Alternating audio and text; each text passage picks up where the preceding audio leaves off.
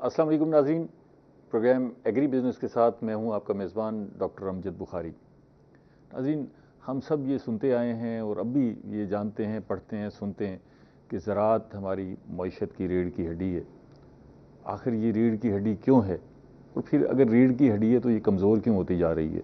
ज़राअत बड़ी पीछे गई है, लेकिन फिर अभी कुछ अरसे में अच्छी खबरें आना भी शुरू हुई हैं। अभी ताज़ा जो हमें खबर मिली है वो ये कि गंदम की फसल बहुत अच्छी हुई है और पैदावार अच्छी होने की वजह से वो जो रकबे की किल्लत थी, जहाँ हमने ज़ेरे काश्त रकबा था वो निस्बतन कम था, तो वो भी कमी पूरी हो गई है। और ऐसा लगता है कि अगर हमने मैनेजमेंट ठीक की तो शायद हमें गंदम बाहर से मंगवानी भी ना पड़े। तो ये बड़ी खुशी की खबर है और इसमें हमारे काश्तकारों की बड़ी मेहनत शामिल है। अल्लाह ताला का फजल अपनी जगह पर मौजूद रहा, लेकिन महकमा ज़राअत ने भी अपनी तौर पर कोशिश की, भाग दौड़ की। तो हम ये एक जॉइंट वेंचर है, टीम वर्क का नतीजा है, इसको जारी रखना चाहते हैं। हुकूमत भी बड़ी आगे बढ़ी है और ये तहैया किया है कि हम यही मंजर जो है कपास में भी पैदा करेंगे। कपास भी जो है वो ज़्यादा से ज़्यादा रकबे पर काश्त करेंगे और तरगीबात भी काश्तकारों को दी गई हैं ताकि ज़्यादा से ज़्यादा रकबे पर कपास काश्त हो। हमारे जो ज़र मुबादला पर बोझ है वो कम हो। फिर हमारी इंडस्ट्री जो कपास से मुतल्लिक़ है, जिनिंग की इंडस्ट्री है, टेक्सटाइल की इंडस्ट्री है और फिर और दीगर इंडस्ट्रीज़ हैं, वो भी चलें और हम एक्सपोर्ट में भी आगे जाएँ। ये मजमूई तौर पर जो ज़राअत की कैफियत है, ये हमारा आज का मौजू है। और हमारे साथ इस मौजू पर बात करने के लिए जो मेहमान मौजूद हैं वो हैं जनाब अंजुम अली भुट्टर साहब, जो डायरेक्टर जनरल हैं महकमा ज़राअत तौसीफ़ पंजाब के। पूरे पंजाब की जो ज़राअत है इनसे बेहतर कोई नहीं समझता, और क्या इकदाम हो रहे हैं वो भी इनसे बेहतर कोई नहीं समझता। उनसे जानेंगे कि क्या सूरत हाल है। बहुत शुक्रिया अंजुम साहब, आप खैरियत से? ये बताएं कि ये जो खुशी की खबरें हैं, ये आप खुद भी इसके साथ अपनी तवानाई महसूस कर रहे होंगे, खुशी महसूस कर रहे होंगे कि चलें इस बुरानी कैफियत में ये अच्छी खबर आई कि गंदम की बड़ी अच्छी फसल हो गई। जी बिल्कुल जी, आपका बहुत बहुत शुक्रिया, आपने अपने चैनल पे मुझे मौका दिया कि मैं बात कर सकूं ज़िम्मेदारों के साथ।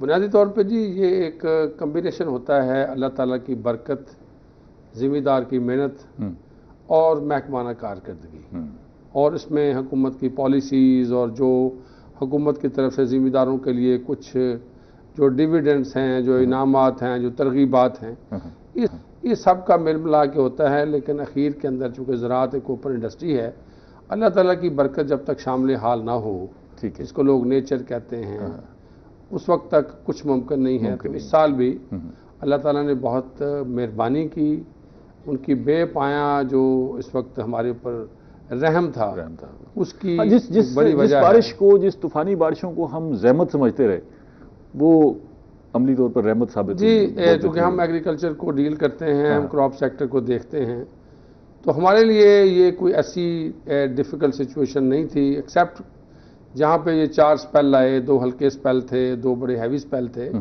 उसमें जहाँ आपको परेशानी नहीं थी? जी, हमें ये नज़र आ रहा था कि चूँकि ये कोल्ड स्पेल इंक्रीज़ कर गया है, ठीक है, और जो हमारी गंदम हमने 90% गंदम टाइम पे काश्त कर दी है, और उसमें जहाँ जहाँ हमें इनपुट की कमी आई, तो जो एक्सटेंडेड पीरियड हमें क्रॉप ग्रोथ का मिला है, तो वो हमारे लिए एक बेनिफिट होगा। तो हम इनिशियली तो ये असेस कर रहे थे कि अगर हमें कहीं नुकसान होता है तो हमें जो फ़ायदा हो रहा है उससे हम ऑफसेट कर देंगे, बल्कि उससे आगे बढ़ेंगे। अच्छा, हम तो काश्तकारों को घबराहट का शिकार होते देखते रहे कि जी बारिशें हो रही हैं, गंदम लेट गई है, पता नहीं क्या सूरत हाल बनेगी, दाना भी इस तरह बेहतर होता है, नहीं होता। लेकिन अल्लाह ने बड़ा करम किया। ये जो आपकी घबराहट नहीं थी, ये आप उस वक्त शेयर कर लेते काश्तकारों से तो चलो उन्हें भी हौसला हो जाता है जी। अगर उस वक्त के मेरे इंटरव्यू देखें, बाकी चीज़ें देखें, उसमें 2 चीज़ें ज़रूर थी। हमारा एक बड़ा स्ट्रॉन्ग मैसेज जो तमाम चैनल्स ने हमारा नशर किया, वो ये थी कि जहाँ पे गंदम गिरी है, चूँकि गंदम इस वक्त बहुत इम्पॉर्टेंट क्रॉप है, स्टेपल फूड है, ठीक है, तो उसको आप तरजीहन दरांती के साथ काटें। और ये मैसेज ज़िम्मेदारों ने बहुत पॉजिटिवली लिया, ठीक है, और दरांती के साथ ज़्यादातर रकबे जहाँ पे गंदम गिरी थी काटे गए, बचत हो गई जी। वहाँ पे हमारे अच्छा, ये हमें एक बात आपसे पूछना चाहूँगा। हमारे कुछ ब्रीडर्स ने और कुछ बीज तैयार करने वाले लोगों ने ये भी कहा कि हमने ये गंदम के बीज में भी ये शामिल कर दी है कि फसल गिरेगी नहीं, और अगर गिरेगी टिल्ट होगी तो फिर खड़ी हो जाएगी। ऐसा वाकई है या? जी, असल में जो जिसे हम कहते हैं बायोटिक एंड एबायोटिक स्ट्रेस, ठीक है, कि कीड़े मकोड़ों और माहौलियाती तब्दीलियों से वो थोड़ा रेजिस्टेंस है। हमारी जो नई इकसाम हैं उनके अंदर पोटेंशियल है लेकिन रेजिस्टेंस का एक लेवल होता है। अगर उससे ज़्यादा हमारे जो अंधेरी चलती है या बारिशें होती हैं फिर तो वो एक हद तक हो सकती है, वो एक लेवल, उसके बाद फिर वो फॉल करती है। ठीक है, तो ये भी जरूर है, ये वजह भी थी कि वो बीज अच्छे थे। वन ऑफ द फैक्टर्स हम कह सकते हैं, उसकी वजह रीजन ये है, ठीक है, कि इस साल और पिछले साल पंजाब के अंदर एक नेशनल प्रोग्राम और वीट प्रोडक्टिविटी के ऊपर चल रहा है। ये बड़ा मेगा प्रोग्राम है। ठीक है, इस प्रोग्राम के जरिए हम पंजाब के तूल अर्ज़ में हम जिम्मेदारों के साथ न सिर्फ गांव से रब्ता करते हैं, बल्कि हम 7,000 से ज़्यादा नुमाइशी प्लांट लगाते हैं, पैदावारी मुकाबले कराते हैं, बड़े प्रोग्राम्स करते हैं जहां पे हम मीडिया को इनवाइट करते हैं। हम अपनी फार्मर्स ट्रेनिंग प्रोग्राम को जोर देते हैं। हम नुमाइशी प्लाटों के अलावा मैसिव लिटरेचर इसमें शाया करते हैं। और इस प्रोग्राम में हम गंदम का बीज भी 1200 रुपये फी बैग सब्सिडी पे देते हैं, वीडिसाइड भी देते हैं। अच्छा, तो ये जो दो प्रोग्राम इस साल जो इसने भी सपोर्ट किया, इस साल ये जो पिछले साल भी चला, उससे पिछले साल भी चला, ठीक है, इसने सीड रिप्लेसमेंट में बड़ी मदद की है। क्योंकि काश्तकारों के पास गंदम का पुराना बीज था, नई इकसाम का बीज इस सिलसिले में गया। तो हमारी इस वक्त इनिशियल जो सर्वे है, बहुत बड़ी तादाद के अंदर जो इस वक्त तरक्की ज़्यादा इकसाम का बीज पिछले 2 साल के अंदर रिप्लेस हुआ। इस साल आप मुतमईन है कि जो बीज की फराहमी है, गंदम के बीज की फराहमी है, वो ठीक जा रही है? जी, गंदम का बीज इस साल को 90 लाख बैग के ऊपर था। अच्छा, लेकिन चूंकि गंदम का बीज महंगा है, आपके लिए में है कि चूंकि काश्तकार जो घर वाली गंदम बेशतर तो अपनी गंदम रख लेते हैं जी, लेकिन इसके बावजूद हमने कोशिश की कि सर्टिफाइड सीड की मिकदार ज़्यादा की जाए। उसकी रीज़न है कि साइंस ये कहती है कि आप 20% सीड रिप्लेस करेंगे हर साल। ठीक है, लेकिन अगर आपने फी एकड़ पैदावार बढ़ानी है तो आप उसको 50-60% में लेके जाएंगे। अच्छा, तो इसी हवाले से जो ये बात काश्तकार जानता है? जी बिल्कुल जानता है जी, कि जी मुझे आधा बीज जो है वो चेंज करना चाहिए। जी, उसको अगर फी एकड़ पैदावार बढ़ानी है तो उसको नई इकसाम का तरक्की दादा साफ बोल्ड और टैग बैग लेबल सीड। इतनी मिकदार में हमारे पास बीज अवेलेबल भी है? जी मैंने अर्ज किया कि 1,60,00,000 एकड़ के ऊपर इस साल काश्त हुई। लेकिन हमारे यहाँ चूंकि सीड का regulatory institute federal seed certification registration department है, उनकी जो कंफर्म्ड रिपोर्ट थी और जो हम डीलर से और बाकी इदारों से चेक भी कर रहे थे, 90 लाख बैग पंजाब के अंदर मौजूद था। ठीक है, जिम्मेदारों ने खरीदा भी। ठीक है, उसमें सब्सिडी का भी तकरीबन 1 मिलियन के करीब बीज गया। ठीक है, और वो भी जिम्मेदारों ने खरीदा और उसके हमने क्लेम भी पे किए। कुछ क्लेम हमें रहते हैं जो हमने जिम्मेदारों को पे करने हैं अभी, लेकिन बाकी जो क्लेम हमने पे भी किए। तो ये एक अवेयरनेस थी। उसके साथ साथ हुकूमत पंजाब ने स्टार्ट के ऊपर ही एक 3,000 रुपये गंदम की इमदादी कीमत का ऐलान किया था। वो एक बहुत बड़ी एनर्जी थी और काश्तकारों को इस तरफ इंटरनेशनल प्राइसेस भी थी। ठीक है, जिससे जिम्मेदारों को नजर आ रहा था कि इस साल अगर हम को खर्चा करेंगे तो उसका बेनिफिट होगा। फिर प्राइम मिनिस्टर पैकेज आया जो 30 अक्टूबर को आया, जिसमें डीएपी की कीमतें 3,500-4 हज़ार कम की गई। और मैं ये भी अर्ज करता चलूँ कि जो यूरिया है उसके ऊपर इस वक्त सिर्फ पंजाब के अंदर 11 बिलियन की सब्सिडी दी जा रही है। और उसकी वजह है कि इंटरनेशनल मार्केट के अंदर इसकी कीमत 6 से 7 हज़ार रुपये बैग थी, जिसके ऊपर गवर्नमेंट इंपोर्ट कर। चलें, आपने इस जिक्र को छेड़ दिया, आगे बात करेंगे खादों की दस्तयाबी पर और कीमत पर ना। ये बड़ा इशू है जी बिल्कुल। और आगे जो है इसकी अहमियत ज़्यादा बढ़ जानी है। गंदम को ज़रा थोड़ा सा फोकस करके फिर इसको क्लोज करते हैं, फिर आगे बढ़ते हैं। ये बताइएगा, आपने जो सारी बातें की, इससे ऐसा महसूस हुआ कि आप जस्टिफाई कर रहे हैं कि इसमें हुकूमत का काफ़ी सारा क्रेडिट है, महकमा ज़राअत का? जी, हुकूमत के जो अपने वसाइल हैं उसके अंदर मास मोबिलाइजेशन न सिर्फ सरकार ने अपने तौर पे की, बल्कि इसमें प्राइवेट सेक्टर के अंदर जो प्राइवेट सेक्टर की फर्टिलाइजर कंपनीज हैं उनका एक बड़ा रोल रहा। अच्छा, उसकी रीज़न ये थी कि डीएपी या फास्फोरस की खादें चूँकि महंगी थी, उसकी ऑफटेक कम थी, तो हमने फर्टिलाइजर कंपनी से बात की। ठीक है, हमने उनके साथ मिलकर भी गंदम की पैदावार बढ़ाओ मनसूबा शुरू किया ताकि डीएपी का इस्तेमाल ज़्यादा बढ़े, नाइट्रोफास का इस्तेमाल ज़्यादा बढ़े। और उसमें बहुत हद तक हमें कामयाबी भी हुई और जिम्मेदार ने उसको इस्तेमाल किया। एक तो ये फ़ायदा हुआ ना कि जी बारिशें होती रहीं और बिजली कड़कती रही बड़ी ज़ोरदार किस्म की, उससे वो नाइट्रोजन की जो कमी शमी थी और खाद दस्तियाब नहीं थी वो भी काफ़ी सारी पूरी हो गई। एक फैक्टर ये भी होगा ना जी, हमें बारिशें दस्तियाब। जी, जिस वक्त आप मूसलाधार बारिशों की बात कर रहे हैं हम उस वक्त यूरिया रिकमेंड नहीं करते। अच्छा, वो मतलब उस फैक्टर को जी आप उस हद तक देखें, नाइट्रोजन की रिकमेंडेशन हम 50 से 55 दिन की फसल तक ही करते हैं, उससे आगे नहीं है, उसके बाद नहीं करते, इसलिए फसल कि आगे मैच्योरिटी की तरफ चली गई थी, नाइट्रोजन ज्यादा डालें तो उसकी लॉजिंग हो जाती है और सक्यूलेंसी बढ़ती है, जिसकी वजह से तेला और बाकी चीजें बढ़ती हैं। ठीक है, तो आप उसको उसके साथ कोलरेट नहीं कर सकते। हाँ, जो कोल्ड टेम्परेचर आया, जो टेम्परेचर डाउन हुआ आपके इलम में उससे फायदा हुआ, उससे आपके इलम में होगा, तो जो फरवरी के अंदर या हालांकि हमें खदशा था कि हीट वेव आ सकती है जी, जो एक्सपेक्ट ये कर रहे थे कि हीट वेव से गंदम को नुकसान होगा, लेकिन अल्लाह ने मेहरबानी की 25 डिग्री से नीचे रह गया। सर मैं अर्ज करूंगा कि 25 डिग्री टेम्परेचर जो था वो एवरेज की बात हम कर रहे हैं, एवरेज की बात करें, वो एवरेज सिर्फ एक दिन टच हुआ था। अदरवाइज अगर टेम्परेचर हमारा 30 के करीब भी गया तो नाइट टेम्परेचर 15, 14, 15, चूंकि ये अजीब किस्म का मौसम हमारे जो कारीन हैं वो बड़ा अच्छी तरह जानते हैं कि रात को बहुत सर्दी होती थी, दिन को गर्मी हो जाती थी। ठीक है, तो अगर हम दोनों को मिला के उसकी एवरेज निकालें तो 25 से कम बनती थी। तो उसकी वजह से वो बहुत ज्यादा शॉक तो नहीं था, लेकिन वो जो डे टेम्परेचर हीट हुआ उसकी वजह से जो सिस्टम हमारा गिलगित बल्तिस्तान के ऊपर या जो northern part of the country के ऊपर बना हुआ था, उसको पंजाब का जो सेंट्रल पंजाब था इसने शक कर लिया बिकॉज ऑफ हीट। ठीक है, जब वो शक किया तो आपने देखा होगा कि बहुत हवाएं तेज चली और उसके साथ ज़ालाबारी की रिपोर्ट्स भी आई और बारिशें भी हुई। ये चूंकि सिस्टम किसी और जगह था, टेम्परेचर यहाँ पे बढ़ा और तो आपको पता है कि सिस्टम जनरेट करता है, तो सिस्टम ने शक किया और उसकी वजह से कोल्ड स्ट्रेस हमें 12-15 दिन और मिल गई। उसकी वजह से अल्लाह ताला ने ये मुझे बताएं कि हमने जो एवरेज पैदावार हासिल की है इस दफ़ा, इस एवरेज से अगर हम दुनिया ना करें, आप मुतमिन हैं कि हमें इतनी हासिल करनी चाहिए या इससे आगे बढ़ना चाहिए?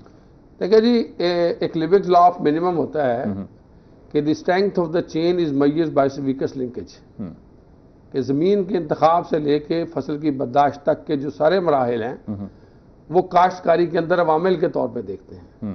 और हम एक ऐसे खत्ते के अंदर मौजूद हैं जिसको हम arid and semi arid climate कहते हैं। हमें आप उनको लोगों कंट्री के साथ जक्सटापोज ना करें, मुआवजा नहीं कर जिन कंट्रीज की बहुत ज्यादा इनपुट यूज है उनके पास वसाइल ज्यादा हैं, ठीक है, और अगर हम ईस्टर्न यूरोप के हमारे चूंकि आम आदत है। इस पे मजीद बात करते हैं, मैं एक ब्रेक ले लूं क्योंकि ये इंपॉर्टेंट है। मैं आपसे पर एकड़ यील्ड पे बात करना चाहता हूँ गंदम की ना, ब्रेक ले लें। अजीम हमारे साथ रहिएगा, हम ज़राअत पर मजबूरी तौर पर बात कर रहे हैं। मिलते हैं एक छोटी सी ब्रेक के बाद।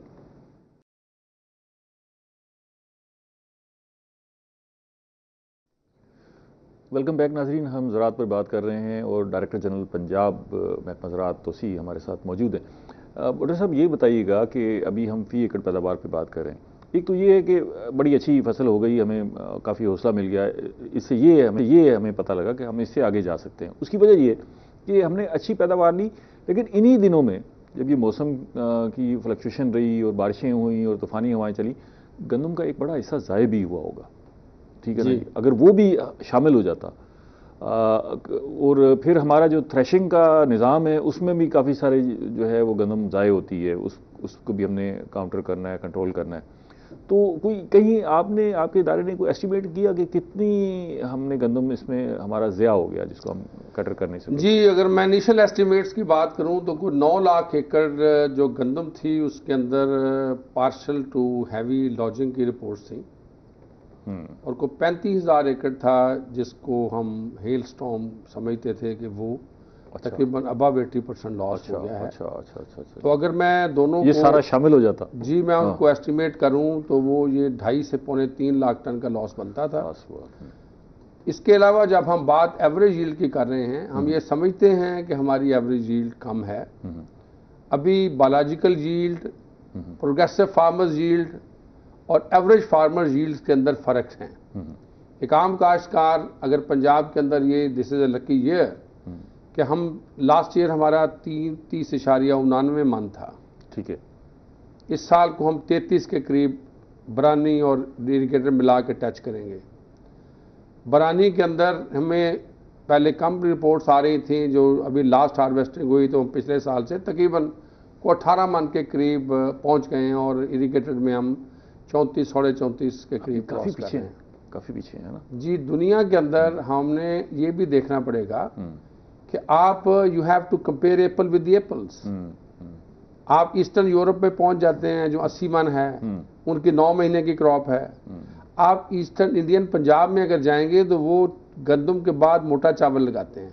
ठीक है। वहाँ 15 नवंबर के बाद कोई गंदम काश्त नहीं करता। हमारे यहाँ ज्यादातर गंदम कपास के साथ कमाद, मूंजी, मक्की के बाद होती है।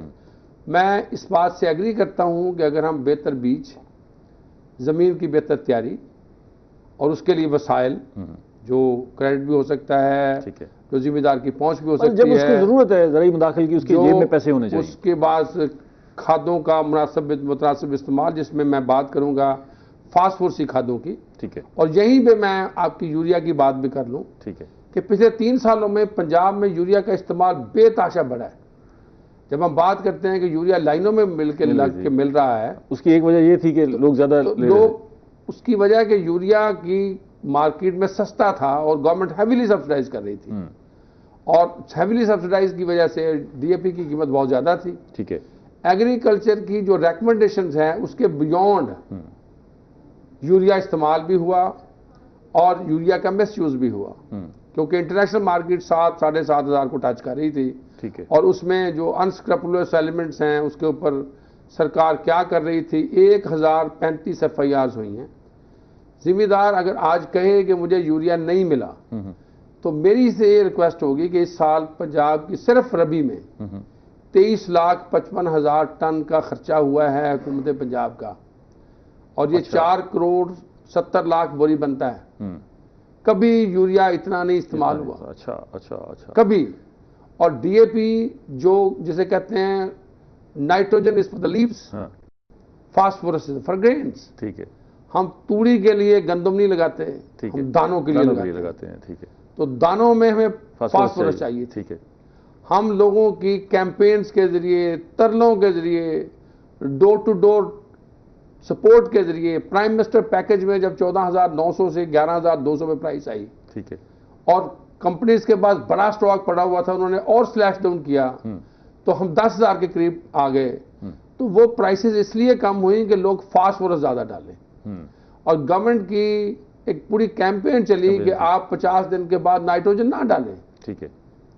मैं उस सारी तफसील में नहीं जाता कि वो FIRs कब हुई, क्या हुई। डीएपी की भी यही सूरत हाल जी, डीएपी के अंदर ज्यादा डीएपी कम बिकी। अच्छा। डीएपी का जो ऑफ टेक है गंदम के ऊपर कम हुआ, और उसका इम्पैक्ट, क्योंकि फास्फोरस की ज्यादा जो कहते हैं सीरियल्स आर हाईली सेंसिटिव और वनरेबल टू फास्फोरस। फास्फोरस का इम्पैक्ट सीरियल्स बहुत ज्यादा शो करते हैं। हमने फास्फोरस का कम इस्तेमाल किया, उसका इम्पैक्ट हमारे ग्रेन पे आना था। और अल्लाह ताला ने बरकत की, हमें एक्सटेंडेड पीरियड दिया 15 दिन का, जिसमें हमारी क्रॉप जो 120 दिन की बजाय 130 दिन की गई। ठीक है। और वो जो ग्रेन फिलिंग स्टेज के ऊपर हमें टेम्परेचर कूल मिला, दाना पूरा भर गया और हमें एडवांटेज हुआ। फिर तो सारा क्रेडिट जो है वो फितरत को ही देना चाहिए। मैं समझता हूं कि फितरत ही है, क्योंकि agriculture is an open industry. लेकिन ये जरूर है कि अदारे अपनी वसाइल के अंदर रह के जरूर खिदमत करते हैं। आप इस बात के गवाह होंगे कि अक्टूबर से लेके मार्च तक कोई ऐसा जिला नहीं, कोई ऐसा स्टेशन नहीं जहां पे हमने खुद जाके जिम्मेदारों को ना सिर्फ उनसे बात की बल्कि बाकी चैनल इस्तेमाल नहीं किए। भुट्टो साहब, मैं इस बात का तो गवाह हूं, लेकिन इस बात का भी गवाह हूं कि हमारे काश्तकारों को खाद कंट्रोल निर्ख पर नहीं मिली। खासतौर पे नाइट्रोजन का बाद में इशू आ गया। जब फास्फोरस का इशू आ रहा था तो उस वक्त लोग कह रहे थे कि भाई आगे नाइट्रोजन का इशू आने वाला है, वो तो लोकल है, उसके लिए कोई कोशिश की जाए। लेकिन हमने देखा कि पूरे सीजन में नाइट्रोजन जो है वो जो आपने निर्ख तय किए थे उस पर नहीं मिली। सर, मैं फिर यही दोबारा अपनी बात करता हूँ। हम जो सिफारिश करदा नाइट्रोजन और फास्फोरस की बात करते हैं, इस वक्त गवर्नमेंट ऑफ पाकिस्तान और government of Punjab and other provinces, उनकी ये कमिटमेंट थी कि हमारा जितना नाइट्रोजन का गैप होगा वो हम मिलों को एक्स्ट्रा गैस देके और बाकी इंपोर्ट के साथ तय करेंगे, पूरा करेंगे। ठीक है। और वो इंपोर्ट के साथ तय हुआ। और इस साल, ये जो माली साल की मैं बात कर रहा हूं, हुकूमत पंजाब के पास सिर्फ खादों की सब्सिडी का 17 बिलियन रुपया मौजूद है, जिसमें से 11 बिलियन हम 50% जो नाइट्रोजन के ऊपर सब्सिडी गई है उसके लिए दे रहे हैं। ठीक है।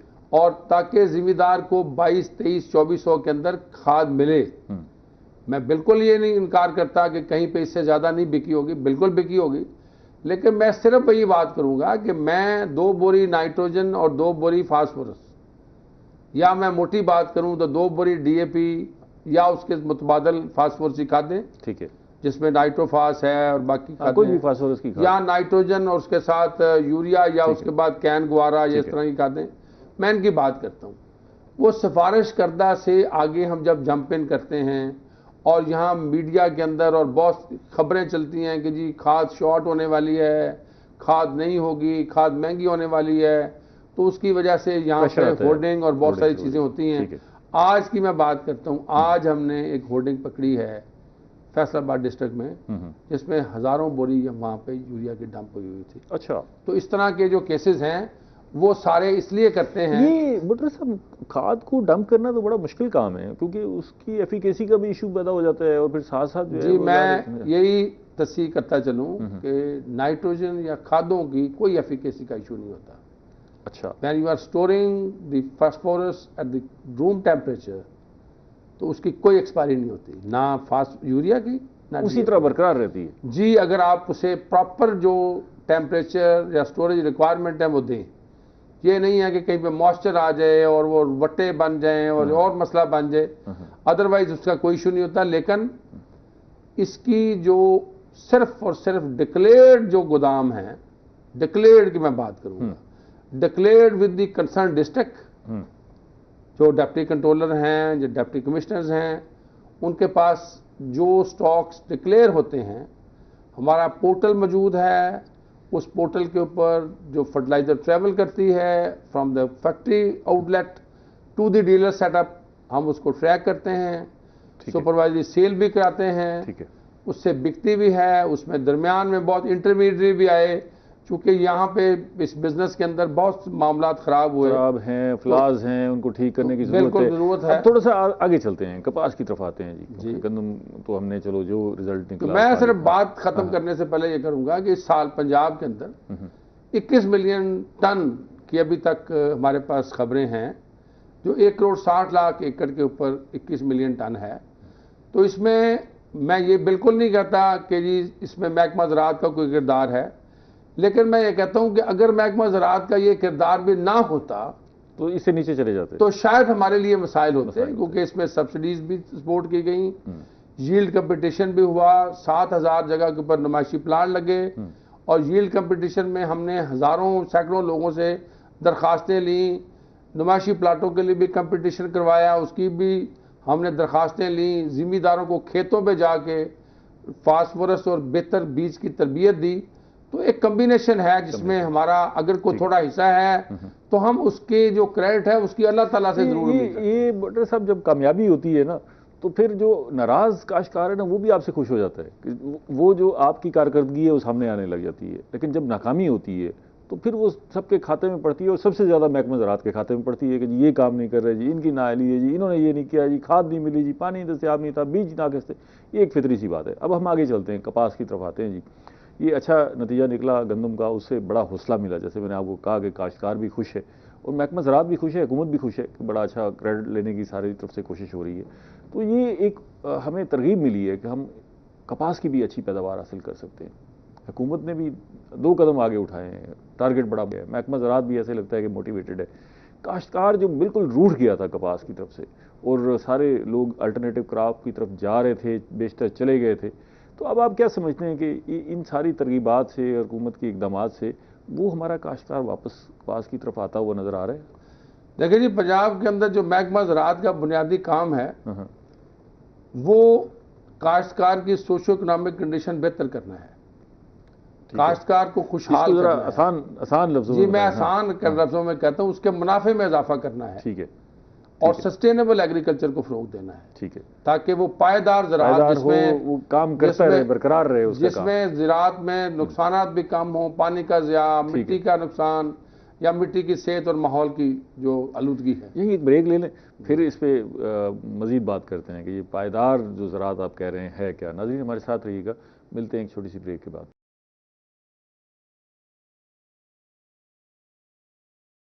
वेलकम बैक नाज़रीन। हम ज़राअत पर मजबूरी बात कर रहे हैं और डायरेक्टर जनरल पंजाब महकमा ज़राअत तोसी जनाब अंजम अली भुट्टर साहब हमारे साथ मौजूद हैं। भुट्टर साहब, अभी हम कपास की तरफ आए हैं और कपास का जिक्र कर रहे हैं कि जी कपास की तरफ जो है हम काश्तकार को या आपका महकमा काश्तकार को कैसे राग़िब करेगा। अब आपने टारगेट भी बहुत बड़ा रख दिया और लोग तो सारे अल्टरनेटिव क्रॉप्स पे चले गए, तो कैसे उसे वापस लाएंगे कि जी आ जाओ जी अब कपास उगाते हैं और इतने बड़े जी मैं अपनी उसी बात को ही कंटिन्यू करूंगा कि मैंने रिक्वेस्ट की थी कि खरीफ के अंदर 4 फसलों की पैदावारी टेक्नोलॉजी, उनके पूरे प्रोग्राम्स, उनके पूरे प्रोजेक्ट्स। ठीक है, मैं राइस की बात करूंगा कि राइस के ऊपर एक बड़ा प्रोग्राम है, ठीक है, जिसमें हम seed subsidy, weedicide subsidy, micronutrient support और मैकेनाइजेशन के ऊपर काम कर रहे हैं, जिसमें हमने बहुत बड़ी तादाद में न सिर्फ ट्रांसप्लांटर्स दिए हैं बल्कि ट्रांसप्लांटर्स की एक मैसिव ट्रेनिंग का बंदोबस्त किया पिछले 3 साल के अंदर और मैकेनाइजेशन आई है। ठीक है, मैं कॉर्न की बात करूंगा कि कॉर्न के अंदर सीड रिप्लेसमेंट का एक मैसिव प्रोग्राम था।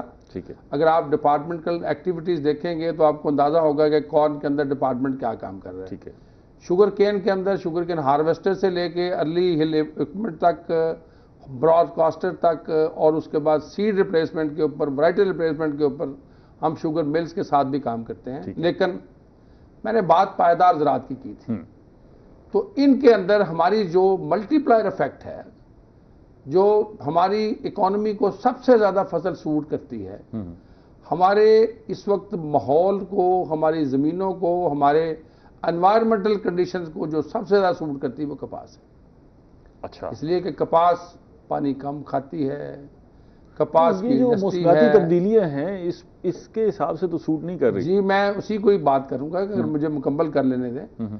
तो कपास हमारे माहौल के अंदर वो एक सूट करती है फसल, जिसको हम क्लाइमेट स्मार्ट वैरायटीज ला के नई टेक्नोलॉजीज के जरिए ठीक है हम अपने माहौल के अंदर उसको बेहतर तरीके से ला सकते हैं। ठीक है, दुनिया के अंदर जेनेटिक मैनिपुलेशंस पे नई से नई टेक्नोलॉजीज आई हो रही है। ठीक है, और उन टेक्नोलॉजीज ने कपास को फरोग दिया। ठीक है, कपास छोटे जिम्मेदार का, मैं माजरत के साथ सोचता हूं कि इतना बड़ा बिजनेस नहीं, ये दरमियाने और बड़े जिम्मेदार का बिजनेस है। ठीक है, क्योंकि उसमें अच्छा सीड है, सारे खर्चा भी कर सकता हो, नुकसान हो, हड्डी भी सहती हो ना जी, इसमें जी ये वनरेबिलिटी या हाई रिस्क क्रॉप कह सकते हैं। ठीक है, ये कंपेयर टू राइस के, कॉर्न के, गन्ने के, ये ज्यादा रिस्की फसल है।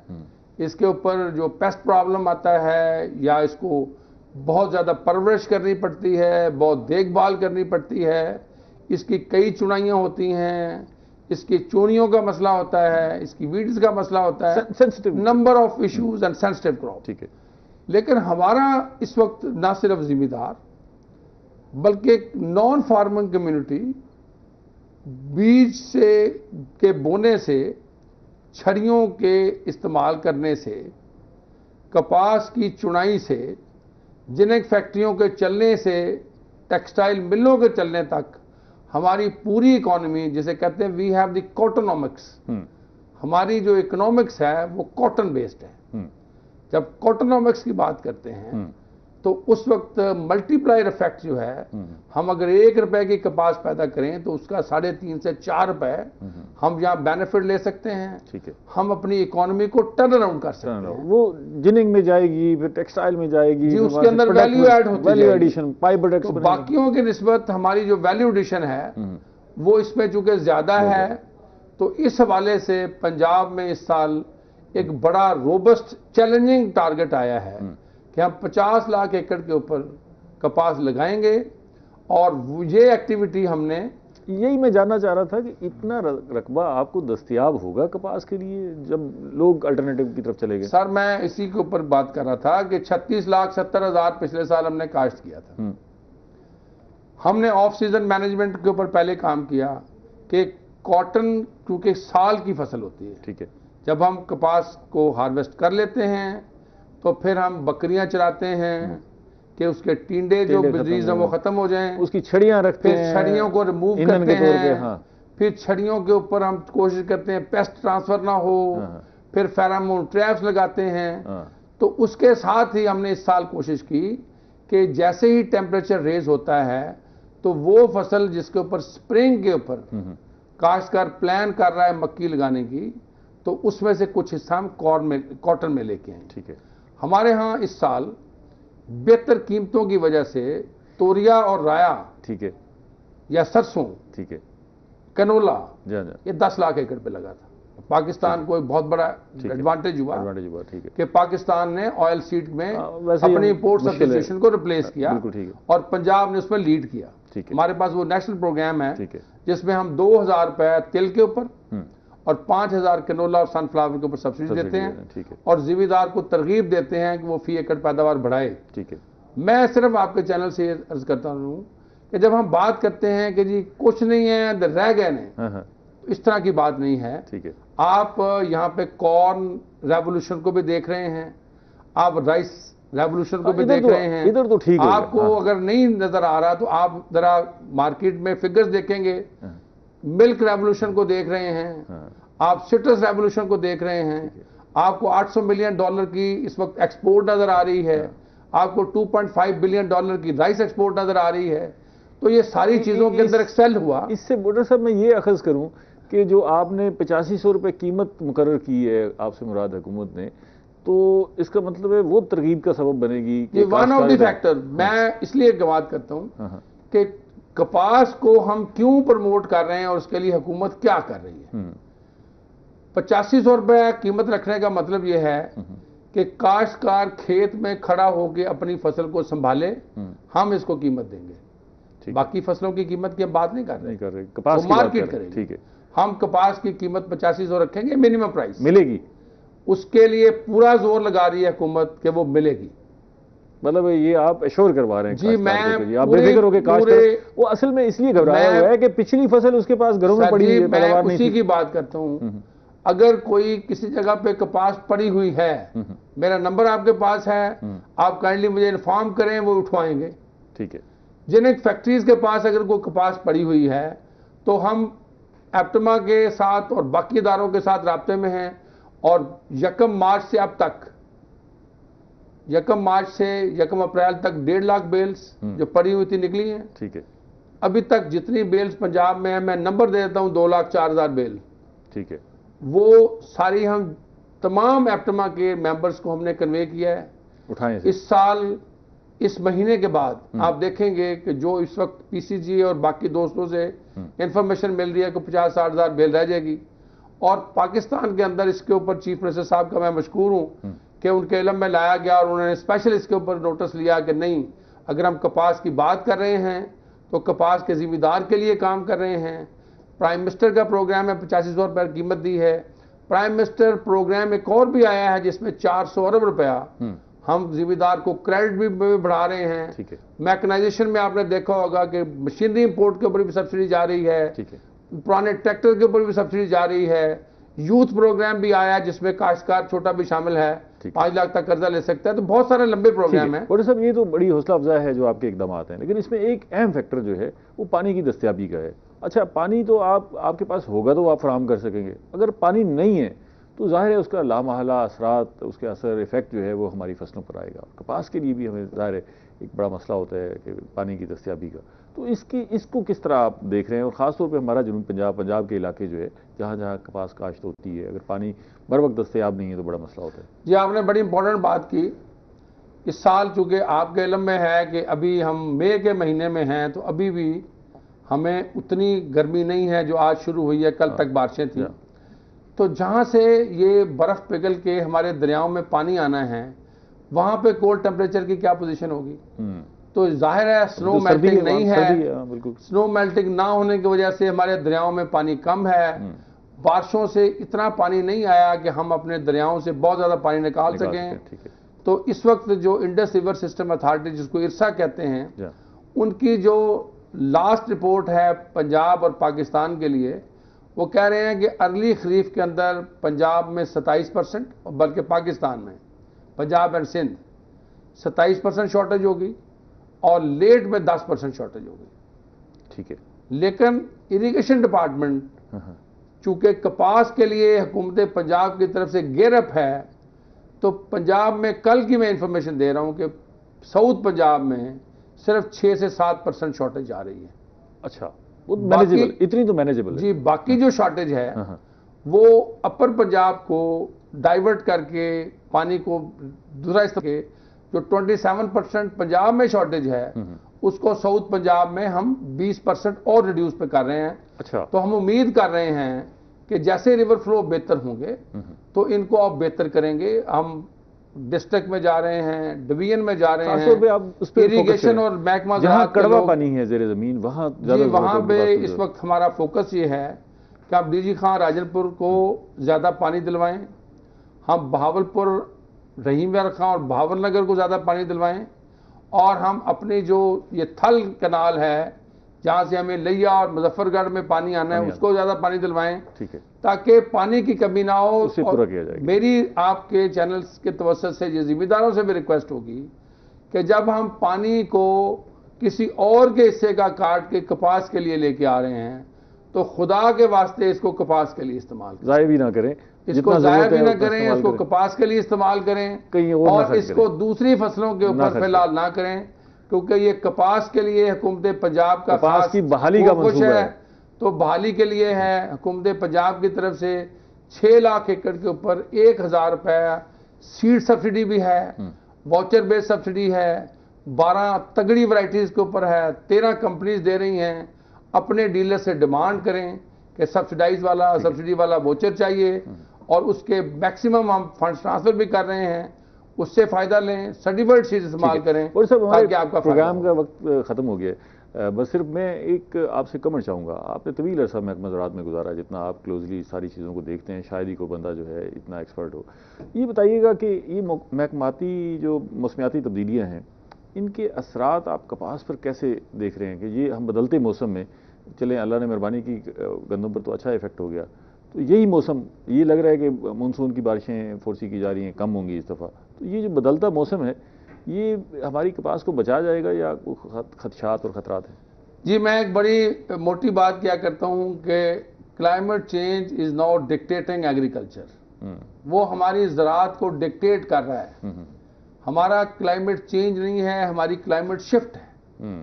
हमारा जो मॉनसून सीजन है वो जून से सितंबर की बजाय अगस्त सितंबर में सिकुड़ गया है, और इन बेरब्त और बेशुमार बारिशों की वजह से फ्लैश फ्लड्स भी आए हैं, टोरेंशियल रेन्स की वजह से। इससे सीखना है। तो मैं सिर्फ ये बात करूंगा कि हमारी साहिवाल और फैसलाबाद डिवीजन में कपास की रिप्लेसमेंट की वजह ये थी, ये साल अभी तक जो महकमा मौसमियात की सीजनल फोरकास्ट है, गर्म साल है, कम बारिशें हैं, कपास के लिए बेहतर है, कपास के लिए बेहतर है, बिजली की डीजल की कीमतें ज़्यादा हैं, ज़मीन से पानी निकाल के ऐसी फसलों पे लगाने की बजाय कपास को ज़्यादा लगाएं, कपास बेहतर होगी।